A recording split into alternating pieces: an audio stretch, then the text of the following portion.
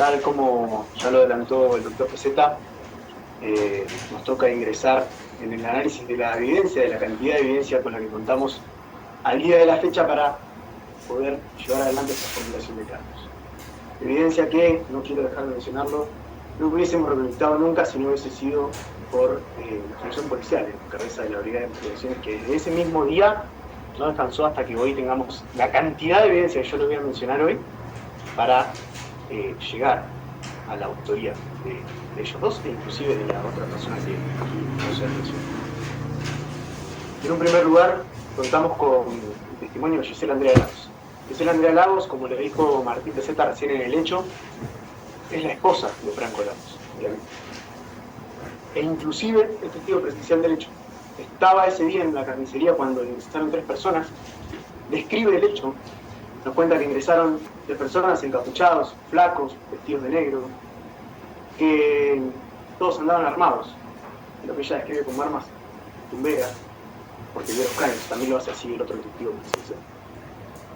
Menciona la mecánica del hecho, dice que ella estaba con sus 2 hijos menores de edad, e inclusive Sergio Moraga, el otro testigo del cual ahora voy a hacer mención, también se encontraba con su hija menor de edad. Es un dato que no podemos pasar por alto, porque el hecho es tan grave que inclusive se comete en frente de 3 personas menores de edad.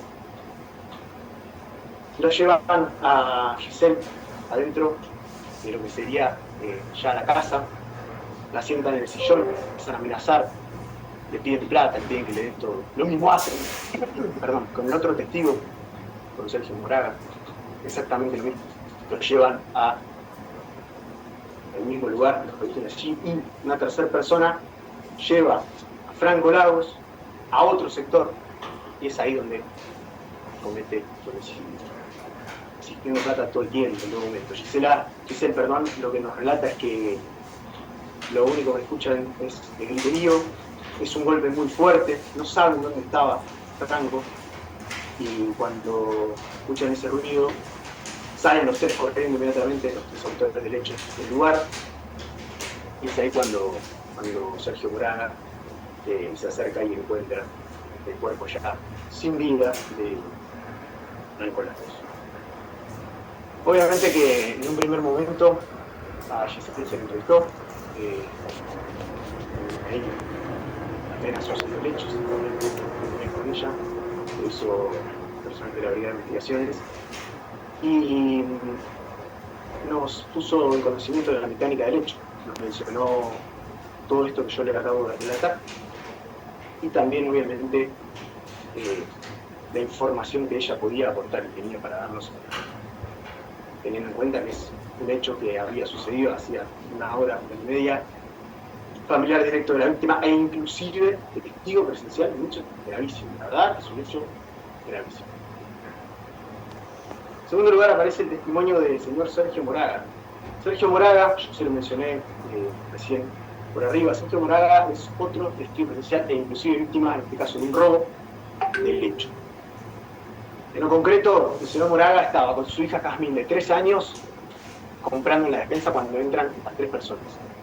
¿Qué nos describe? La misma secuencia de Giselle, pero obviamente viste de otro lado. Él estaba en la zona de la carnicería, no le interesa, el local. Nos cuenta cómo se comportaron, la violencia que tenían. Inclusive él comenta que le empiezan a apuntar a él en la cabeza, le dice que se agacha, cubre a su hija. Ahí es donde también le ve los caños a las armas, por eso también le describe como armas tumberas. Y después es llevado al sillón junto con Giselle. Cuando escuchan el disparo, él primero va a la pieza, porque no sabían dónde se habían llevado a él. Escuchan el ruido, va a la pieza, cuando va a la pieza no lo encuentra, está en escasos metros, encuentra el cuerpo de Franco tirado, ya sin vida. E inclusive es él quien agarra a los hijos de Giselle que querían ir a ver qué había pasado con su padre. Es él el que los contiene. También describe que apenas se escucha el disparo, salen corriendo los 3, y en el mismo sentido que Giselle nos muestra la vestimenta, la textura física, flacos, altos, aproximadamente unos 75, dicen, que vivían encapuchados, que vestían de negro. ¿Por qué le hago todas estas precisiones? Porque después nosotros encontramos pruebas definitivas que corroboran. Pero hay un detalle importante, Morada, muy importante, y que a nosotros también nos hizo llegar hoy a esta formulación de cargos respecto de Juárez y de López. Cristian Morada le roban el teléfono.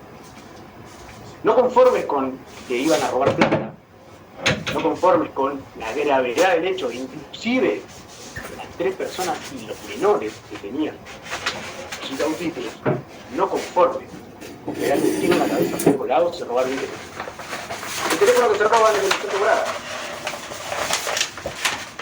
Y ese teléfono permanece prendido luego, y después cuando hable de la evidencia recolectada de Voltaire, le voy a precisar bien por qué es tan importante ese teléfono, permanece prendido y obviamente captando y utilizando datos de la antena por un tiempo posterior. Eso es un indicio muy importante. Perdón, no quiero yo cortar el señor fiscal, pero veo que el interesante no está presente. No sé si esto interfiere en la audiencia. Está el doctor Perdriel, por eso no interrumpí. Bien. Continúa, doctor Escalada. Gracias, doctora, qué atento, doctor Risuelo, muchas gracias. Tenemos el testimonio del señor Cristian Cerda también. Y aquí también me quiero detener porque es un testimonio que a nuestra teoría del caso es fundamental. El señor Cristian Cerda es un testigo que fue entrevistado en 2 oportunidades por la Brigada de Investigación. En esas 2 entrevistas se obtuvo información que para nosotros, para hoy estar firmando cargos a los señores, resultó de carácter fundamental. En un primer momento, una entrevista que fue tomada ahí apenas pocos días del hecho, en un primer momento el señor Cerda lo que nos menciona o nos dice es lo que había hecho esa noche. Refiere que había estado en el rancho o en la casilla en donde él estaba viviendo. Refiere que estuvo con su padre, que había visto el partido de River Independiente. Esa primera entrevista a nosotros nos aporta cierta información que obviamente necesitábamos corroborar. Y es por eso que la investigación continuó su curso según los parámetros normales. Tiempo después, no mucho tiempo después, es el mismo Cristian Cerda quien se vuelve a poner en contacto con el sargento primero Marcelo Constanzo, de la brigada, y le dice que en realidad quería aportar la información que él verdaderamente tenía, e inclusive le dice que si no lo había hecho antes era porque tenía mucho miedo, sentía temor. Cuando la Brigada de Investigación lo trae aquí a la sede del Ministerio Público para realizar la nueva entrevista, el señor Cerda comienza por decirnos esto, justamente. Yo antes no se los dije todo porque la verdad es que tenía mucho miedo de lo que me iba a pasar a mí y a mi familia. Hay gente pesada la que cometió este hecho. Esas fueron las palabras, está en la entrevista. Entonces, ahí le preguntamos qué era lo que sabía, qué era lo que tenía para aportar. Comenzó a contarnos un poco más acerca de su relación con Franco, de su relación con Sepúlveda y de cómo los conoce a los autores e inclusive qué hizo más acabadamente esa noche. En un primer lugar, obviamente que nos habla de su relación con Franco. Lo conocía a Franco hace mucho, inclusive trabajaba en la carnicería con él a cambio de comida. Había comido con su familia.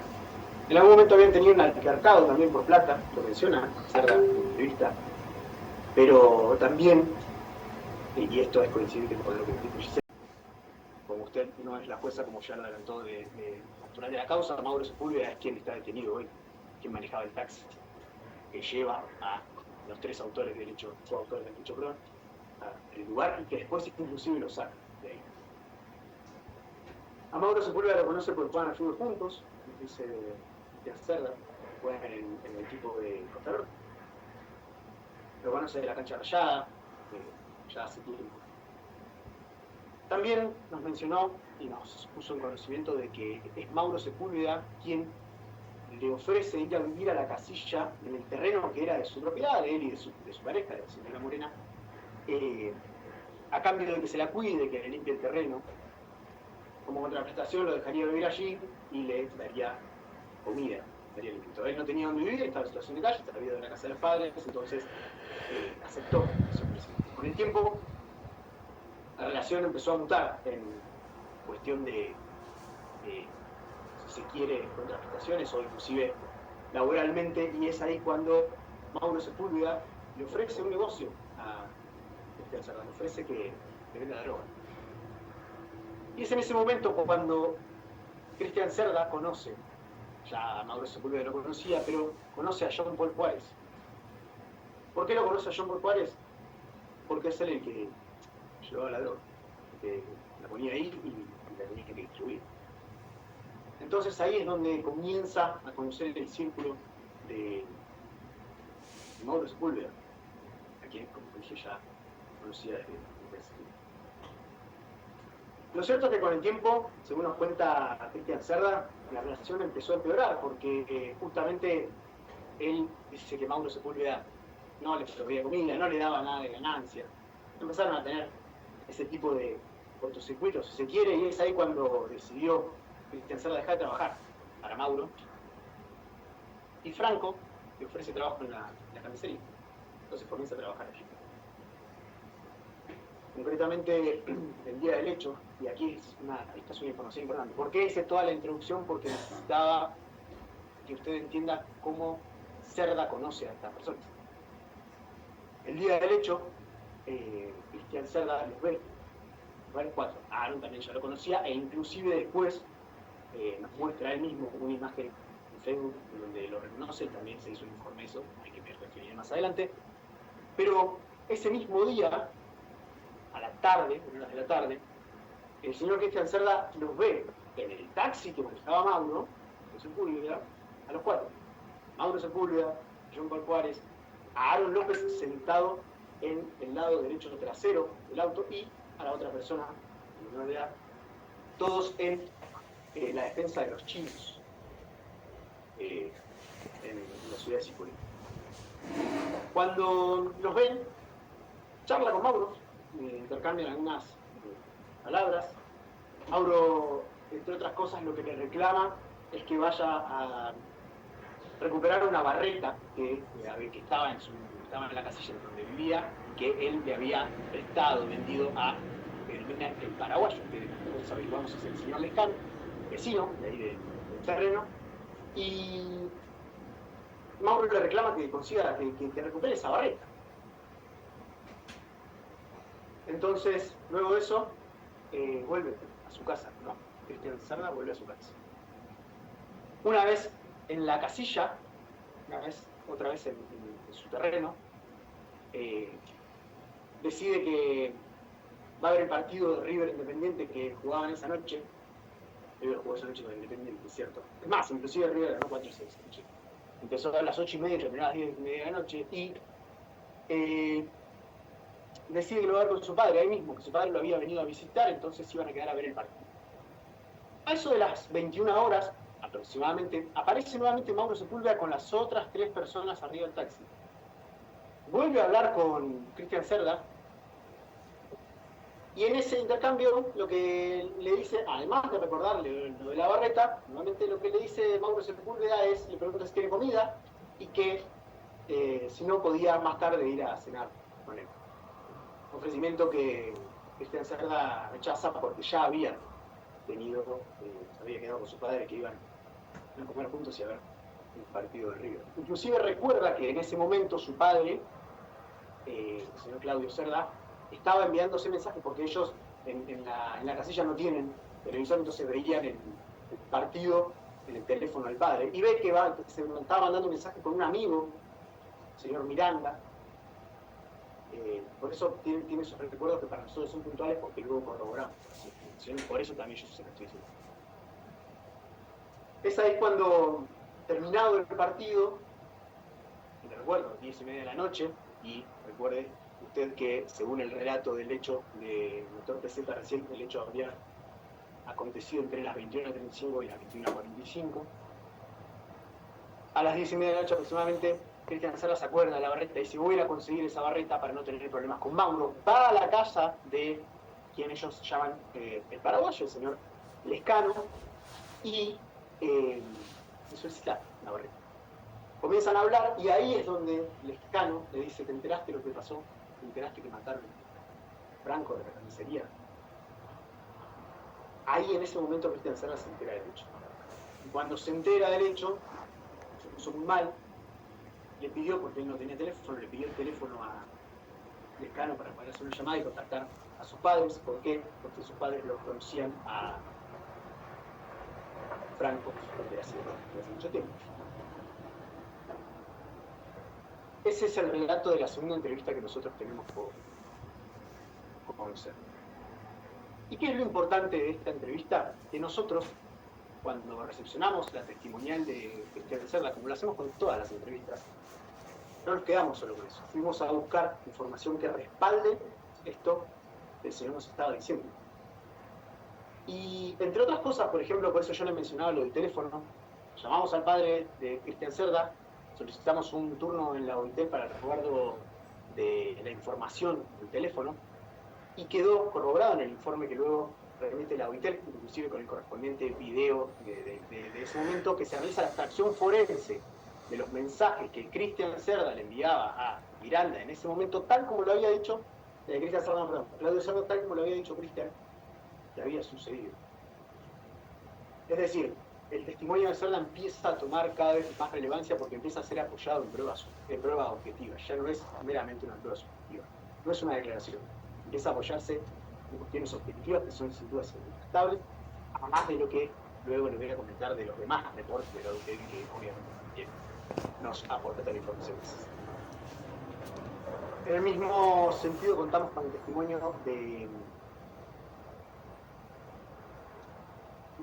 bueno, una cuestión también importante de Cerda, que me había faltado apuntar, es que cuando Cerda, acá en sede de la Fiscalía, muestra la foto de Aaron López, muestra la foto de Facebook, y que luego la brigada hace el informe que yo le acompañé ayer al señor defensor, lo reconoce, obviamente que lo conoce como por el nombre del Facebook, que era Aaron de la Mildo, Aaron del Bloque, y reconoce algunas características. Tiene un piercing, tiene la ceja como media decortada, características puntuales que él menciona antes de que le mostró una foto, y cuando se lo contrastó con la fotografía del Facebook, lo reconoció enseguida. Eso también es un indicio o una información de por qué conocía y por qué sabemos que conocía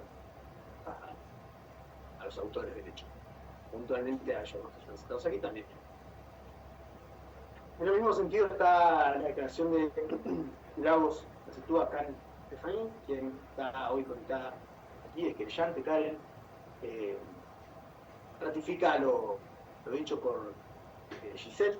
Ella no estaba en ese momento del hecho, pero inmediatamente le avisan de lo sucedido, fue al lugar, llegó inclusive antes que obviamente que nosotros, y la verdad es que su testimonial ratifica lo dicho por Giselle. Contamos con el testimonio de la señora Estefanía Verónica Parra. Estefanía Verónica Parra también es una testigo muy importante para nosotros porque es la expareja de Cerda. ¿Qué nos dice? Nos ratifica en parte la testimonial de Cerda. Cuenta que ella vive en el barrio hace 28 años, que a Cristian ya hace un tiempo que no son pareja, pero que lo había empezado a ver en el barrio aproximadamente hacía 2 meses atrás, que sabía que estaba viviendo ahí y que sabía que inclusive estaba trabajando para Mauro. ¿Y por qué lo menciona así? Porque lo conoce. Sabe que Cristian Cerda trabaja para el Gordo Sepúlveda, dice. ¿Quién es el Gordo Sepúlveda? Mauro Sepúlveda. Sabe que maneja un taxi, lo ha visto, aporta las características. Es más, en la entrevista dice, no conozco mucho de autos, pero aporta las características del taxi nada delante de su cuerpo. El único es Mauro. Es otro de los indicios que a nosotros nos llevó a confirmar esta historia que Cerda nos estaba contando. La expareja lo vuelve a poner en el lugar en donde él nos dice que residía, sabe que vive ahí, sabe dónde se junta, y conoce a ese entorno, conoce a la gente para quien trabajaba, y así nos lo da en la entrevista testimonial, que obviamente es una declaración previa, ¿no? Está grabada, pero eso. Después tenemos el testimonio de Gustavo Torres. Gustavo Torres es otro testigo clave para nosotros. ¿Por qué? Porque cuando sucedió el hecho, esa misma noche, obviamente que, además de empezar a recabar información subjetiva, tomar testimoniales, ver qué había pasado en el hecho, las impresiones de los testigos, sobre todo, que habían estado ahí, la gente de la brigada empezó a buscar cámaras. Lo primero que se hace en esos casos. Empezó a buscar las cámaras que podían haber en las inmediaciones del lugar, que nos arrojen luz de cómo esas personas habían llegado allí, cómo esas personas habían ido, en qué se habían transportado y cómo habían logrado procurar esa impunidad. Y gracias a esas cámaras y gracias al fotograma que después de un minucioso análisis que hace el cabo Riquelme de la brigada, nosotros pudimos ir obteniendo el recorrido del automóvil que los lleva. Gracias a esas cámaras es que nosotros vamos con el domicilio del señor Gustavo Torres.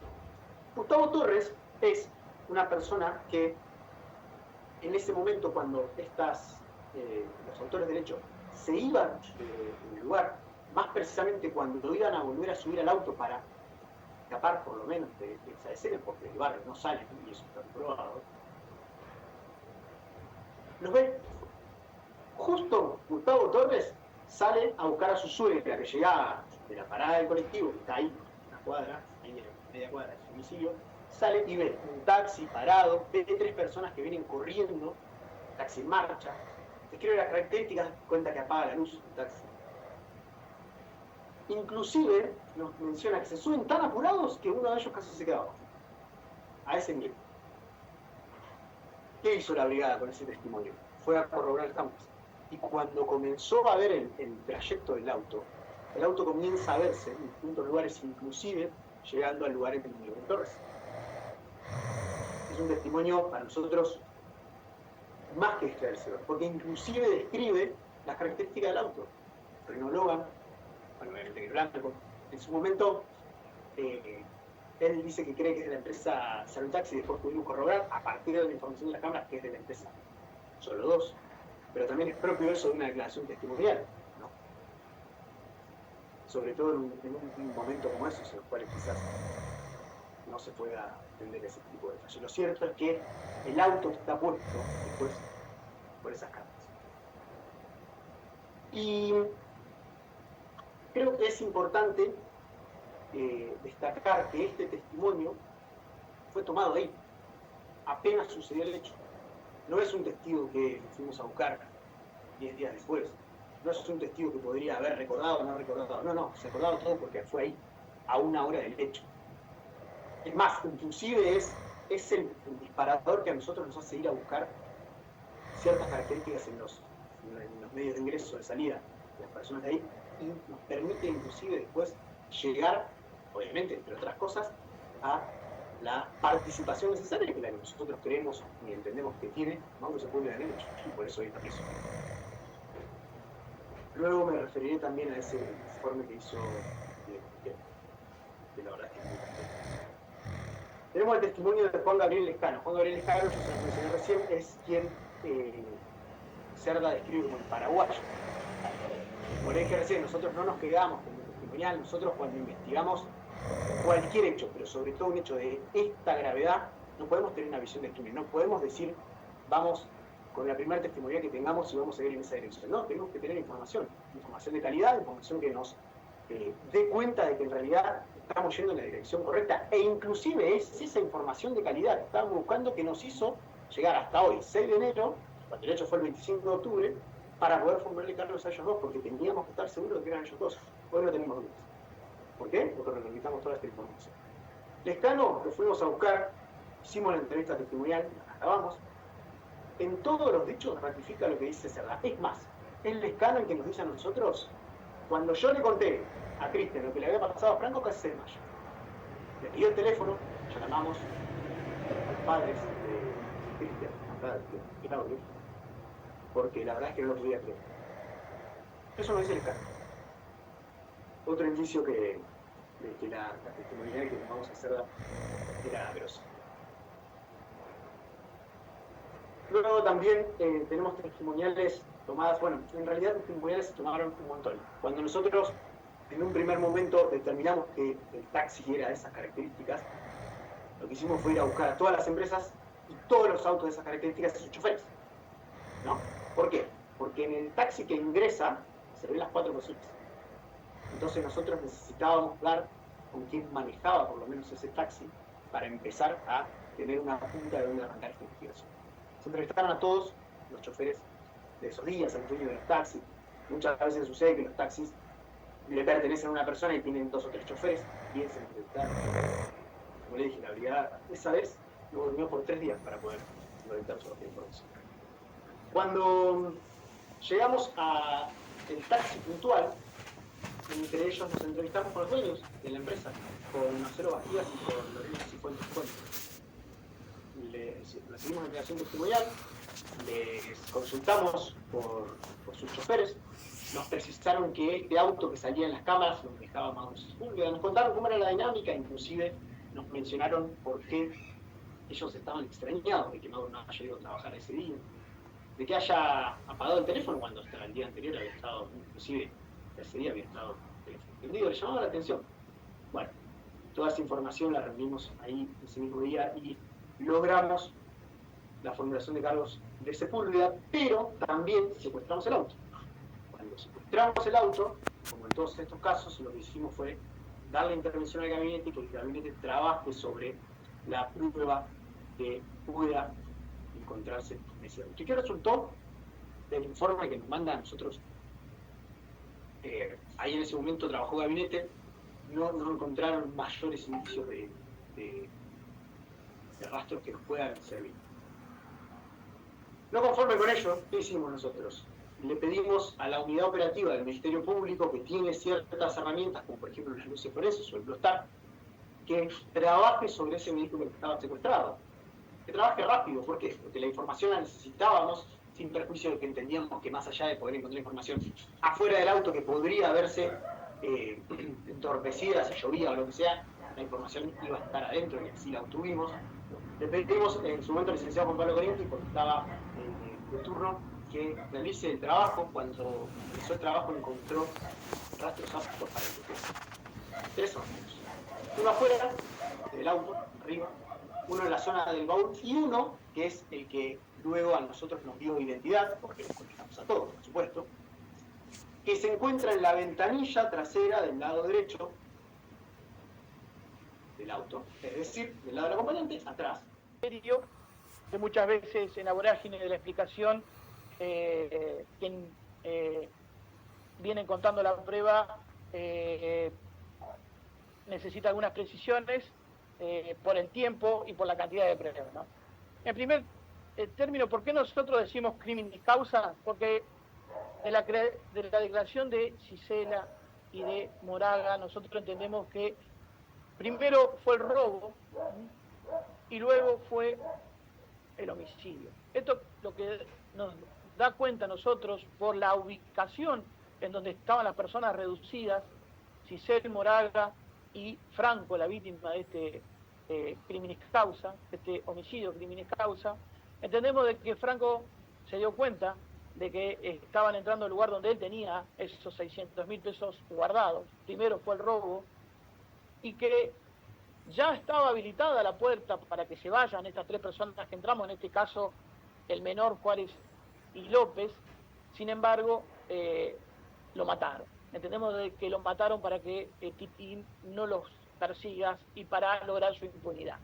Eso es lo que nosotros hacemos interpretación del caso en esta etapa primogénea y obviamente lo que luego de el plazo para llegar al juicio tenemos que decidir si lo mantenemos o no de acuerdo a la evidencia que logremos luego de ese plazo. Después, con respecto a lo que dijo el doctor Escalada, con respecto al taxi, cuando ingresa al barrio donde sucedieron los hechos, es a las 20:03. Eso coincide, su señoría, con el comportamiento de la celda del celular que está a nombre del mismo Jean Paul Juárez. Si acá no hubo que hacer una investigación si utilizaba o no ese celular, si estaba a nombre de otra persona, si era un chip que se compra en el kiosco, sino que estaba a nombre de él. El celular que tiene Jean Paul Juárez es el celular que la OIT nos dice que está bajo su nombre. Ese celular le da la celda cuando el taxi entra, según el fotograma, al barrio a cometer el hecho. Es una coincidencia que refuerza lo que dice Cerda, que anteriormente había estado en el centro y van a cometer el hecho. Obviamente que no es una conclusión que saca Cerda, sino que es la declaración de que los ve previamente antes de cometer en otro lugar que no es el sector donde sucedió el hecho y donde él vive. Esa es la referencia de tiempo que nosotros tenemos que tener. Y la otra cuestión es que, para si no le quedó claro, lo que nosotros pudimos establecer es que esa huella que se encontró en el taxi de Sepúlveda, que es de López, es coincidente, ¿tá?, con López, y es coincidente con el lugar en donde Cerda lo ubica cuando lo ve previamente al hecho, que lo ve sentado atrás del acompañante. ¿Y qué es lo que nos dice el doctor Escalada? Que de los registros no es que es cliente, no es que habitualmente usa ese taxi, sino que lo usó para cometer el hecho, sirviéndose de Sepúlveda, quien es el partícipe necesario de este hecho. Eso es lo que podemos concluir con la prueba objetiva que tenemos en este momento. Y acá le voy a hacer una referencia de tiempo. Gisela nos dice, víctima de este hecho, que el hecho ocurrió a las 21:37. El partido arrancaba a las 21:30, el de Talleres Independiente. El taxi ingresa al barrio con los 4 a las 20:03. Por lo tanto, después de esa entrada al barrio, lo fueron a ver a Cerda, y cuando Cerda lo describe, ¿cómo lo describe? Vestidos de negro, ya estaban preparados, los ubica en el lugar. ¿Cómo los ubica en el lugar? En el asiento del acompañante lo sitúa a Juárez, atrás que vamos a nombrar a M, y atrás del acompañante, en el asiento de atrás derecho, donde encuentra la huella de López, lo encuentra a López. ¿Y cómo lo describe? El de las Mildo, el que tiene el piercing en el labio y en la ceja, lo que pudo determinar justamente la brigada, que de acuerdo al recorrido de Facebook y de el resto de las páginas, es el que corresponde a Aaron López, y que justamente con Marcelo Contanzo lo conoce del barrio. Marcelo Contanzo perteneciente a la brigada, y es a quien se le hizo el allanamiento. Entonces, su señoría, falta una sola aclaración. Cuando el doctor Escalada dice que faltan rastros, no son rastros dactilares los que faltan, como la huella que encontramos de López, sino lo que falta es la evidencia que contiene material genético, y obviamente la vamos a cotejar en su momento cuando le pidamos la interacción a Juárez y a López, para saber si ese material genético que se encuentra en la botella de cerveza y en los tarros donde Titín guardaba el vuelto corresponde a estas personas. Eso también lo tenemos que ubicar en espacio y tiempo. ¿Por qué? Porque las huellas dactilares no se pudieron mejorar y eran de baja calidad. Si no, podríamos haber obtenido ya esa evidencia a los efectos de transformarla en prueba en el juicio. Su señoría, entendemos de que lo que nos dice Cerda es inmediatamente al hecho. Los ve en el taxi vestido de negro, los ubica, los nombra, los conoce, y esto ocurre alrededor de 10 minutos antes de que se roben la camisería de Titín y lo maten a Franco Lago. Eso es lo que le decimos, su señoría. Bien, a ver, doctor Peseta. Usted dice que Cerda, la última vez que los vio vestido de negros y del lado del acompañante estaba López, fueron 10 minutos antes. Sí, aproximadamente. Aproximadamente, por supuesto. No es una precisión. Eso sale de la prueba objetiva y justamente la referencia que él hace que es el comienzo del partido, donde llega su padre, que es 21:30. Y de hecho la extracción forense figura lo que dijo el doctor Escalada, que el padre le dice a su amigo Miranda, acá estoy con mi hijo mirando el partido. Es decir, justamente para corroborar los dichos de Cerda, hicimos esta extracción forense en donde figuran esos mensajes y figuran esas referencias. Es decir, el padre no puede inventar esa situación. Esa situación está registrada. Bien. Y otra consulta, una duda que me quedó de cuando hablaba el doctor Escalada, se dijo que el taxi se lo vio entrar al barrio, pero nunca se lo vio salir. Esa referencia se la voy a explicar de esta forma. Para volver al domicilio de Sepúlveda, del taxista, el taxi tendría que haber agarrado por Carlos Isla y por ruta 151. No fue registrado luego del hecho por esos vías de escape, su señoría. Las vías de escape que captan el fotograma nos llevan a La Lor, Valle Azul y La Cascada, donde vive Jean Paul Juárez, obviamente lo dijo hoy, en La Cascada, en la Lor, enfrente del ingreso justamente al barrio que él menciona.